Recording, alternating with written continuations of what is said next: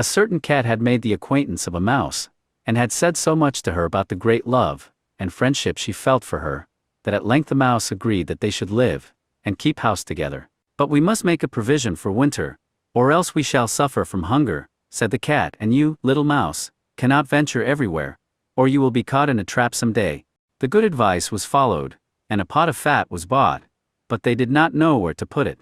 At length, after much consideration, the cat said, "I know no place where it will be better stored up than in the church, for no one dares take anything away from there. We will set it beneath the altar, and not touch it until we are really in need of it."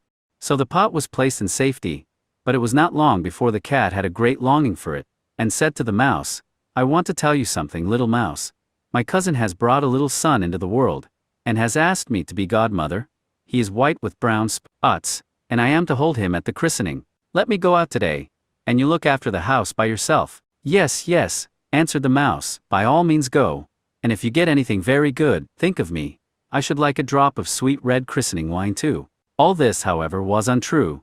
The cat had no cousin, and had not been asked to be godmother. She went straight to the church, stole to the pot of fat, began to lick at it, and licked the top of the fat off. Then she took a walk upon the roofs of the town, looked out for opportunities, and then stretched herself in the sun, and licked her lips whenever she thought of the pot of fat, and not until it was evening did she return home. "Well, here you are again," said the mouse. "No doubt you have had a merry day." "All went off well," answered the cat. "What name did they give the child?" "Top off," said the cat quite coolly. "Top off," cried the mouse, "that is a very odd and uncommon name. Is it a usual one in your family?" "What does it signify?"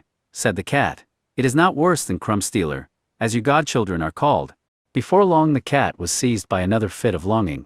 She said to the mouse, "You must do me a favor, and once more manage the house for a day alone. I am again asked to be godmother, and, as the child has a white ring round its neck, I cannot refuse." The good mouse consented, but the cat crept behind the town walls to the church, and devoured half the pot of fat. "Nothing ever seems so good as what one keeps to oneself," said she, and was quite satisfied with her day's work. When she went home the mouse inquired, "And what was this child christened?"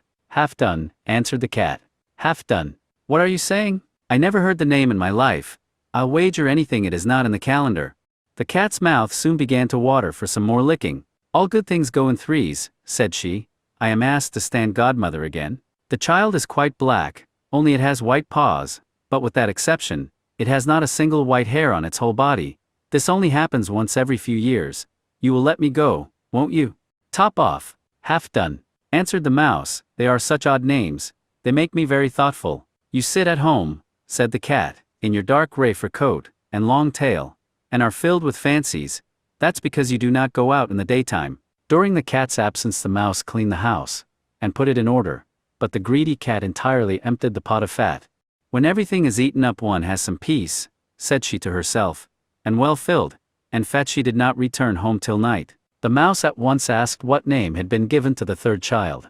"It will not please you more than the others," said the cat. "He is called Allgone." "Allgone," cried the mouse, "that is the most suspicious name of all. I have never seen it in print. Allgone, what can that mean?" And she shook her head, curled herself up, and lay down to sleep. From this time forth no one invited the cat to be godmother, but when the winter had come, and there was no longer anything to be found outside, the mouse thought of their provision, and said, "Come, cat, we will go to our pot of fat which we have stored up for ourselves. We shall enjoy that." "Yes," answered the cat, "you will enjoy it as much as you would enjoy sticking that dainty tongue of yours out of the window." They set out on their way, but when they arrived, the pot of fat certainly was still in its place, but it was empty. "Alas," said the mouse, "now I see what has happened. Now it comes to light. You a true friend.